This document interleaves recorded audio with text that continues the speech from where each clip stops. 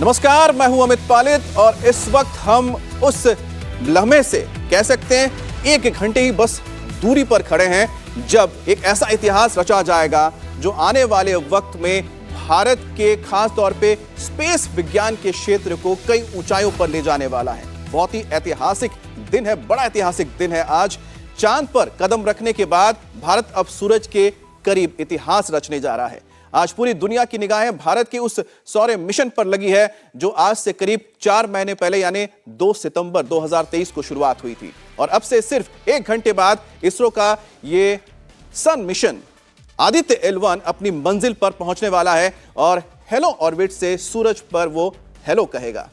अब से थोड़ी देर बाद वो घड़ी आने वाली है जब आदित्य L1 लैग्रेंज पॉइंट 1 पर पहुंचने के साथ ही अंतिम अपनी कक्षा में स्थापित हो जाएगा जो उसका फाइनल डेस्टिनेशन है। इसके बाद अगले 5 साल तक आदित्य L1 सूरज के उन रहस्यों से पर्दा उठाएगा जिसको लेकर लगातार लोग सवाल पूछते हैं, जानना चाहते हैं।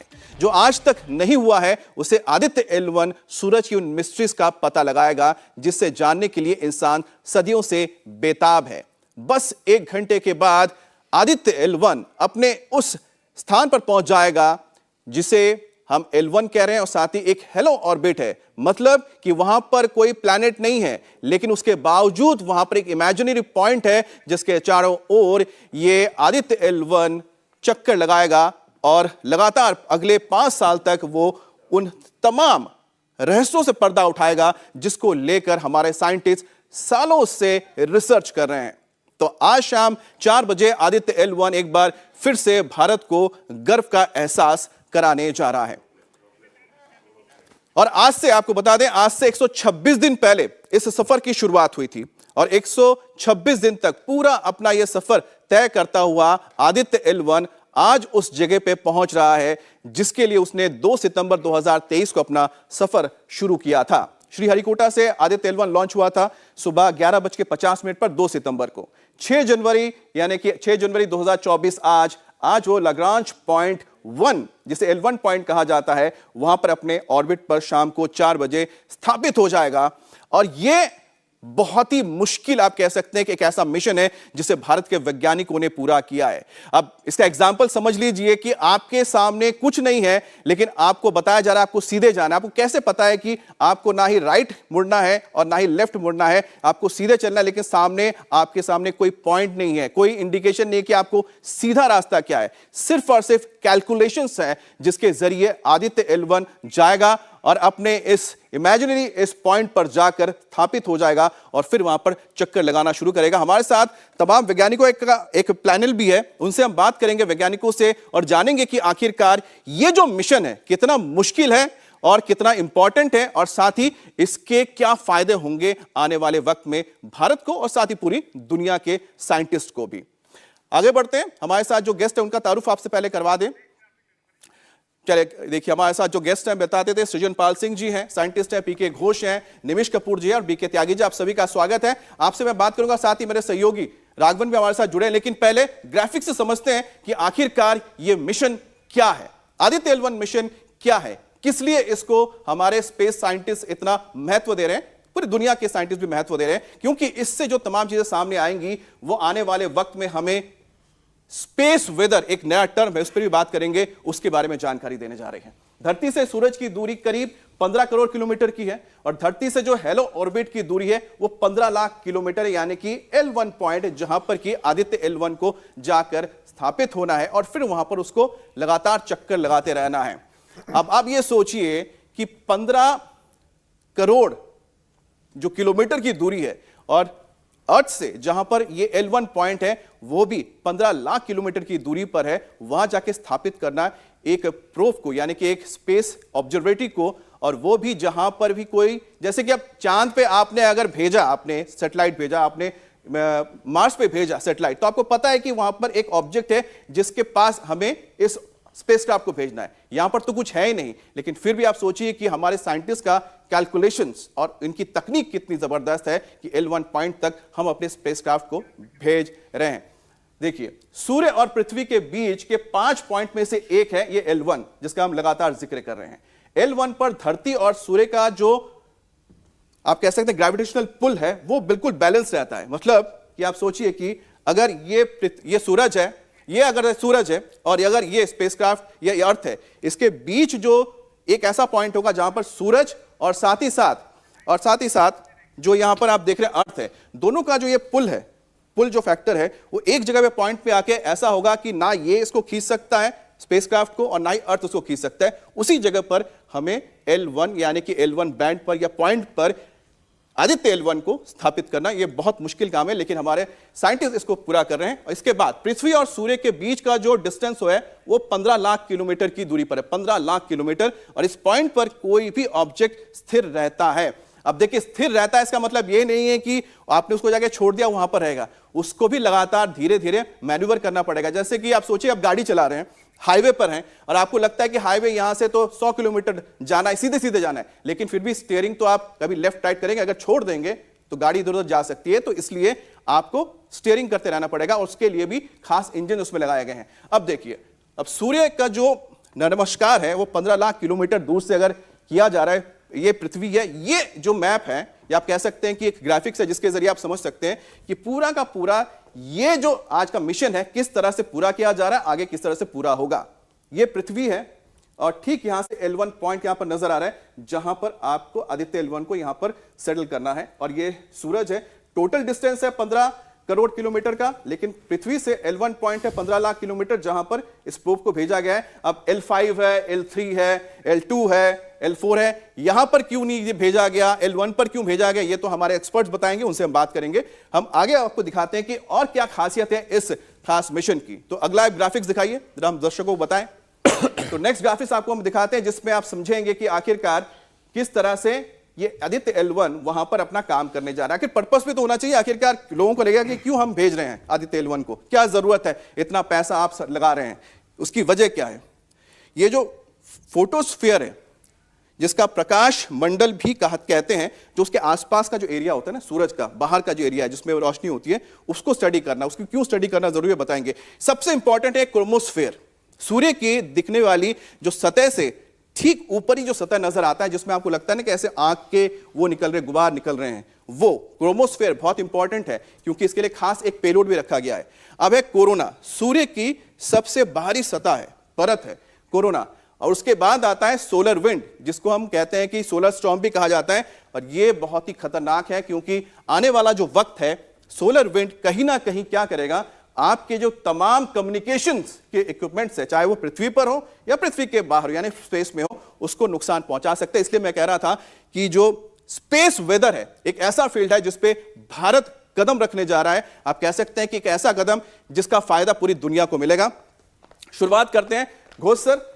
आज का दिन बहुत ही ऐतिहासिक है क्योंकि हमने शुरुआत की कि किस तरह से हमारे पर्पस क्या है इस स्टडी का, यानी कि जो आदित्य L1 का है। लेकिन सबसे पहले तो बात यह आती है कि स्टडी बात में हमने ये मिशन लिया ही क्यों, क्या जरूरत थी हमें। देखिए, मैं इसे स्पष्ट करना चाहता हूं, थोड़ा सा हिस्ट्री जो शायद लोगों को ना मालूम हो जी। कोडाई कैनाल में भारतीय वैज्ञानिकों ने 1960 के आसपास एक क्रोनोग्राफ एस्टैब्लिश करने की कोशिश की थी ताकि वो सूर्य को समझ सके, लेकिन वो हुआ नहीं। तो वो जो थॉट प्रोसेस है वो अभी तक चला आ रहा है और अभी हमने ये आदित्य को वो किया ताकि हम सूर्य को अच्छी तरह समझ सकें। आपने 2-3 बातें कही थी, मैं उसके बारे में एक छोटा सा टिप्पणी देना चाहता हूं कि देखिए, ये जो L1 जो लोग बार बार कह रहे हैं, आपने समझाया, ये एक बहुत ही डायनामिक पोजीशन है। डायनामिक क्यों है?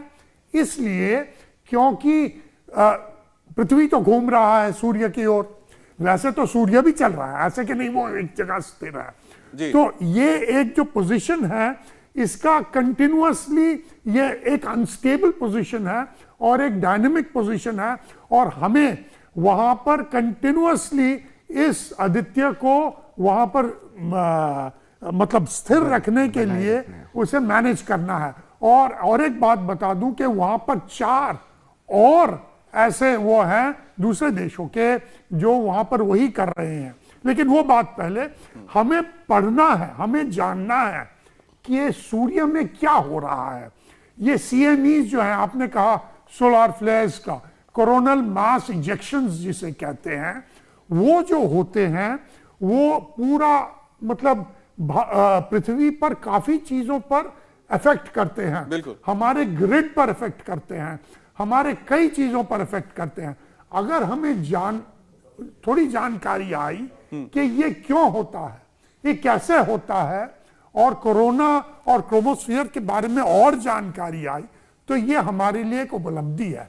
इसीलिए लेकिन घोष सर, आपने तो कहा कि ना हमें जरूरत है कि हम जानना चाहते हैं। लोग तो कहेंगे कि अच्छा उसके लिए तो आप यहां पर बैठ के यानी पृथ्वी पर बैठ के भी कर सकते थे। त्यागी सर, लोग तो ये कह सकते हैं ना कि आप तो पृथ्वी पर रह के भी उसको स्टडी कर सकते थे, नहीं। वहां तक जाने की क्या जरूरत है, वहां जाके क्या मिलेगा, क्या फायदा होगा? इसमें दो चीजें आपको देखना पड़ेगा। जो हमारा सब जो इम्पोर्टेंट चीज है कोरोना की स्टडी, जो अभी आपने भी कहा जी। और पहली बात वो कि वो अभी तक जो हम कर पाते थे वो तब कर पाते थे जब टोटल सोलर इक्लिप्स होता था, क्योंकि कोरोना जो है तभी सूर्य ग्रहण जब लगता था। हाँ, पूर्ण सूर्य ग्रहण जब होता था तभी उसकी स्टडी हो पाती थी। तो अब वो सूर्य ग्रहण तो आप देखते हैं कि मतलब रोज तो होता नहीं है, साल में 3-4, और वो ऐसी जगह पे से दिखाई दे रहा है जहाँ पे हम मतलब लैंड ही नहीं है, तो हम वहाँ जा नहीं सकते।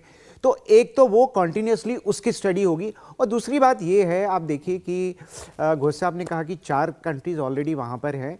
ये एक इंडिया का टेक्नोलॉजिकल एक्सीलेंस का शोकेस भी है, क्योंकि स्पेस पावर हम बोल रहे हैं कि हम चौथी स्पेस पावर बन गए हर फील्ड में।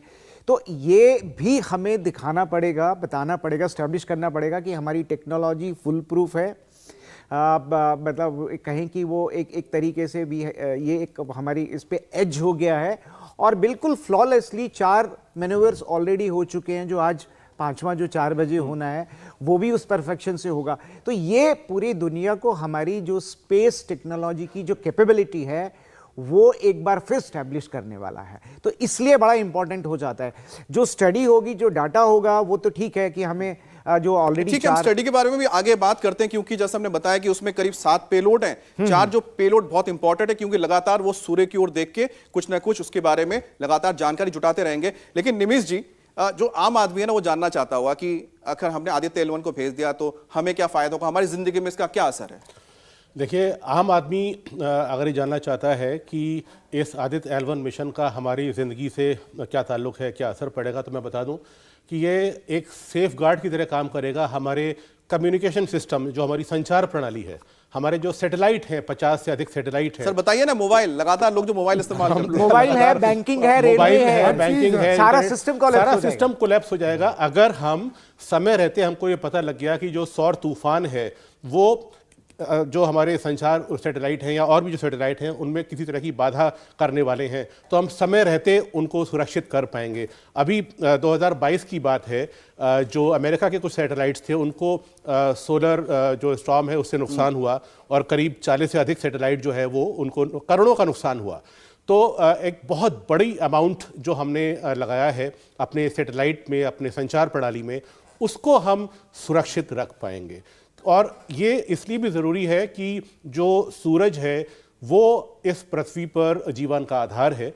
और सर आपने एक अच्छी इंपॉर्टेंट बात कही है कि हमारे जो एसेट्स हैं, सर का ये कहना है, जो हमारे यहाँ पर वैज्ञानिक क्या कह रहे हैं कि देखिए, जो आप फोन का इस्तेमाल करते हैं, आप टीवी देखते हैं, आज के टाइम पे तो हर चीज फोन पे होता है, आप इंटरनेट से लेके हर चीज बता दीजिए। वैसे भी आने वाला जो वक्त है, आप जानते हैं कि सैटेलाइट फोन्स हो रहे हैं, यानी कि डायरेक्टली आपको अब टावर्स की जरूरत नहीं पड़ेगी। पूरी दुनिया में आप कहीं पर भी रहें, आप सैटेलाइट के जरिए अपने मोबाइल से जुड़े रहेंगे। अब ऐसे में जो सैटेलाइट्स हैं, भारत के लगा लीजिए 50 से ज्यादा सैटेलाइट्स कहां पर है? स्पेस में है। अब वो हमारे स्पेस एसेट्स हैं, यानी कि हमारी संपत्ति है। अब उसको अगर आपको प्रोटेक्ट करना है, ठीक रखना है, उसको प्रोटेक्ट किससे रखना है? सूरज से।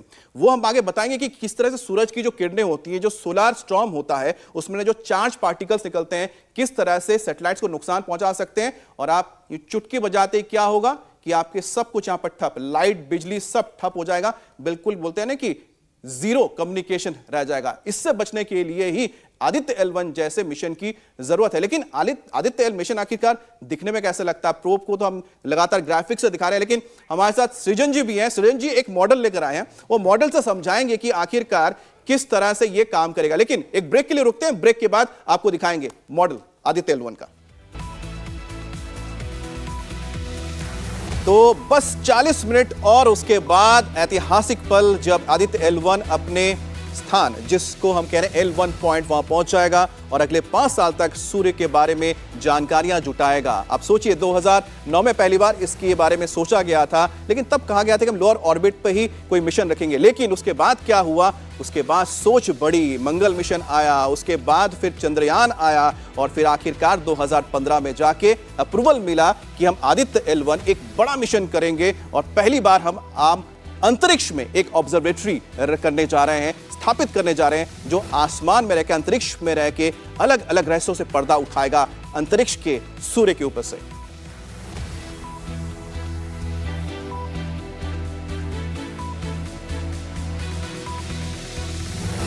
तो बस आधे घंटे और उसके बाद इसरो का सोलर मिशन इतिहास रचने जा रहा है। आधे घंटे बाद आदित्य L1 अपने गंतव्य स्थान, कह सकते हैं अपने मंजिल तक पहुंचने जा रहा है, यानी कि L1 पॉइंट, जिसे लाग्रांज पॉइंट भी कहा जाता है, और पृथ्वी से इसकी दूरी 15 लाख किलोमीटर की है। हेलो ऑर्बिट है जहां पर यह रहेगा। हेलो ऑर्बिट इसलिए हम कह रहे हैं क्योंकि वहां पर कोई प्लैनेट नहीं है, कोई ऑब्जेक्ट नहीं है जिसके इर्द गिर्द उसको घूमना है। एक इमेजिनरी एक पॉइंट है, बस उसके चारों ओर चक्कर लगाता रहेगा अगले 5 साल तक।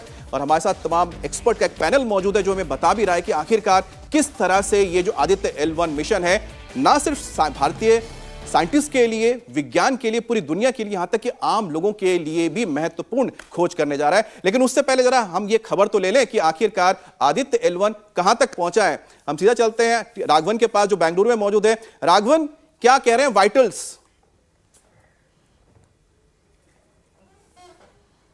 जी बिल्कुल, देखिए 2 बड़े अपडेट अमित मैं आपको देना चाहता हूं। मेरी कुछ देर पहले इसरो के एक साइंटिस्ट से बात हुई जो इस टीम का हिस्सा है।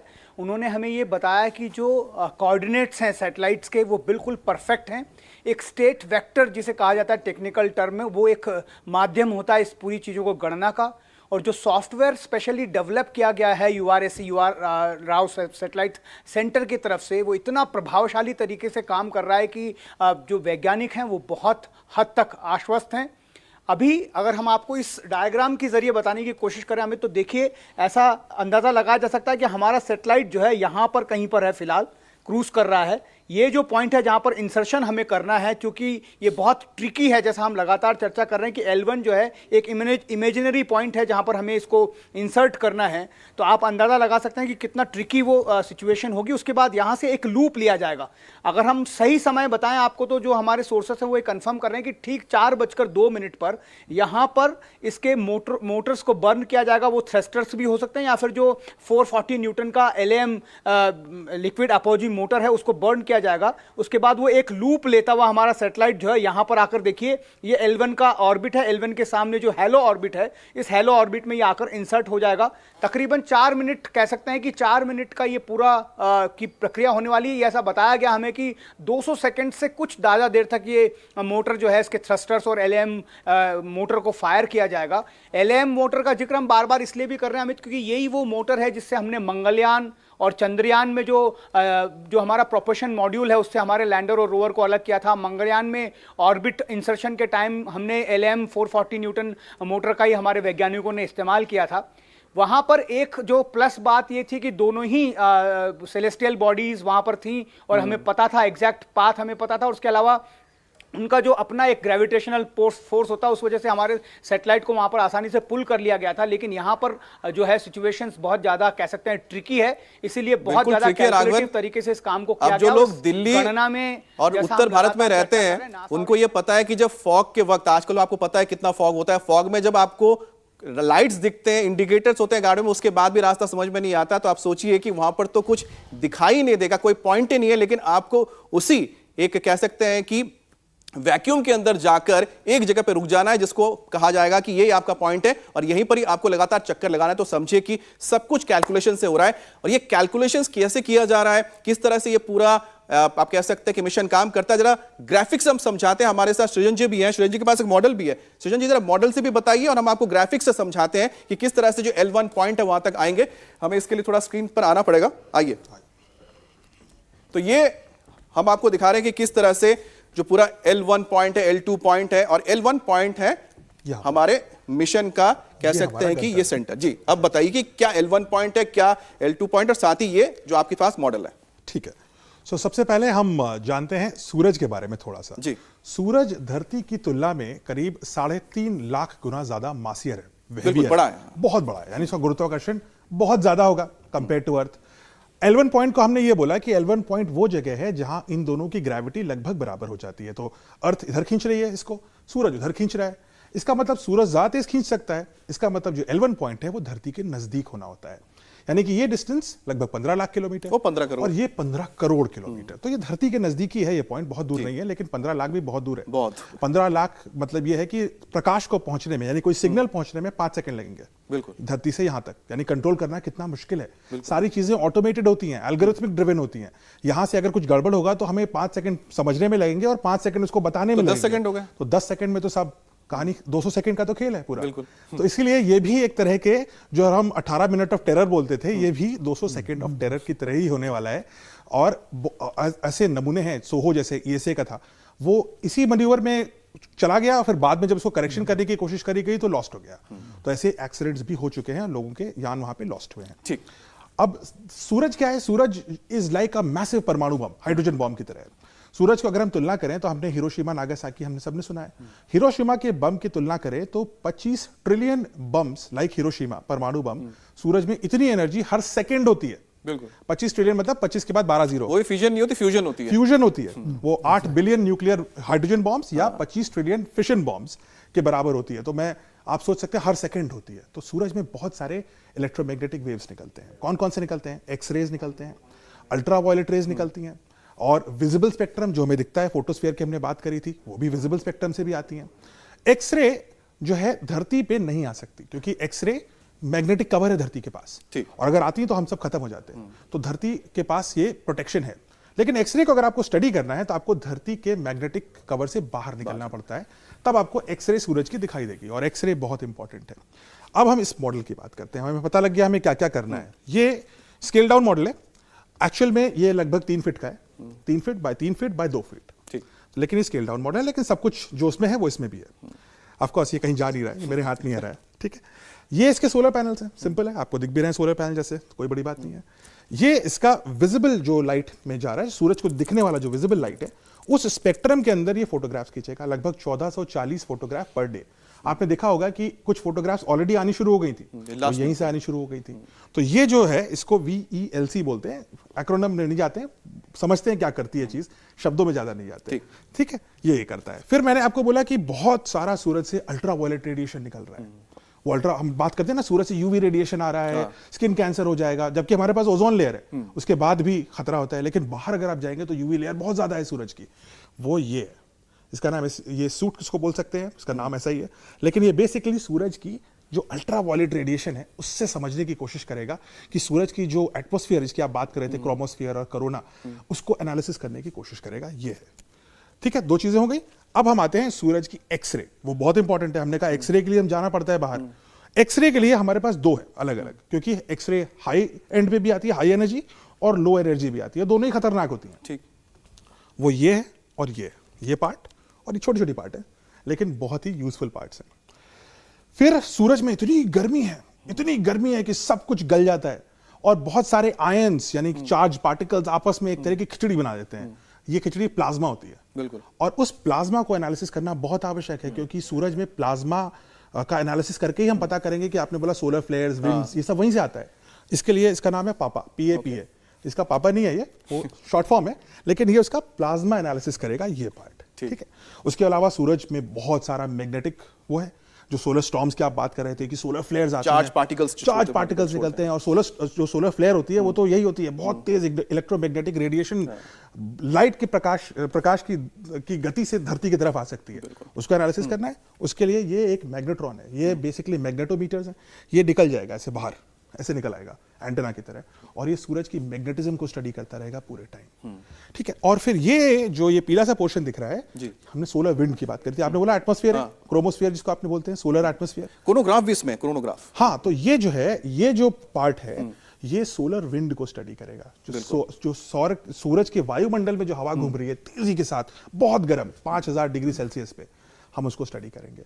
ये सारी स्टडी जब हम करेंगे तब हमें सूरज के बारे में बहुत सारी चीजें पता लगेंगी। इसमें और भी कुछ इक्विपमेंट हैं, इसके सब पार्ट्स हैं। तो ये तो कह सकते हैं कि एक तरह से आपकी लेबोरेटरी है जो धरती पर होती है, लेकिन हमने पहली बार उसको जाके अंतरिक्ष में रख दिया। ये 7-in-1 लैब है। 7 लेबोरेटरी एक साथ हमने वहां पे डाल दी। और ये जो अभी बात कर रहे थे LAM, जो इसकी हम इंजन की बात कर रहे हैं, अभी ये फायर होगा। और ये अभी तो जा रहा है कैसे, इस डायरेक्शन में जा रहा है, लेकिन अब इसको कैसे जा रहा है, यहां पे आना है और फिर इसको ऐसे ऐसे करके इसके दौरान घूमना शुरू करना है। अब ये जो ट्रेजेक्टरी जिसकी हम बात कर रहे हैं कि हम इंजन फायर करेंगे, वो इसलिए करेंगे और वो एक इसमें आ जाएगा। लगता है कि L1 पॉइंट एक छोटा सा पॉइंट होगा, उसके अराउंड ऐसे ऐसे घूमेंगे, ऐसा नहीं है। L1 पॉइंट के अराउंड जो ऑर्बिट होगा वो भी लाखों किलोमीटर का होगा। तो एक बड़ा ऑर्बिट है, 177 दिन लगेंगे एक ऑर्बिट कंप्लीट करने में। धरती को 365 दिन लगते हैं, हमें 177 दिन लगेंगे।